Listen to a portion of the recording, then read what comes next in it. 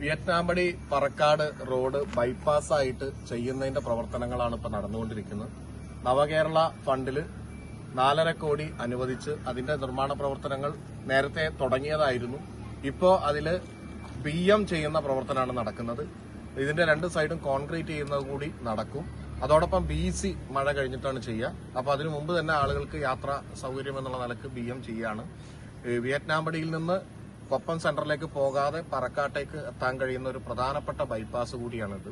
ഇതിന്റെ കൂടെ തന്നെ നമ്മൾ നേരത്തെ ഫണ്ട് അനുവദിച്ച് ടെൻഡർ ഓപ്പൺ ചെയ്തിട്ടില്ല. ടെൻഡർ ഓപ്പൺ ചെയ്യാൻ പോകുന്ന വർക്കാണ് നമ്മുടെ തൃത്താലക്കൊപ്പം മുതൽ കൊടുമുണ്ടയിലിപ്പോൾ വർക്ക് നടക്കുന്നുണ്ട്. അതിന്റെ 2ാം ഭാഗം അതുകൂടി നടന്നു കഴിഞ്ഞാൽ ഈ റോഡ് ഒരു വലിയൊരു പ്രധാനപ്പെട്ട ബൈപ്പാസായിട്ട് പട്ടാമ്പിയിലേക്കൊക്കെ പോകാൻ കഴിയുന്ന ഒരു ബൈപ്പാസായിട്ട് മാറും.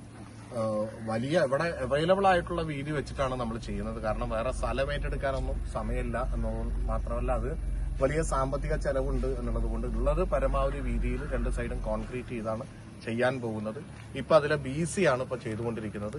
എന്തായിരുന്നാലും ഇത് ജനങ്ങൾക്കേറെ പ്രയോജനം ചെയ്യുന്ന റോഡാണ് എന്നുള്ളതാണ് പറയാനുള്ളത്.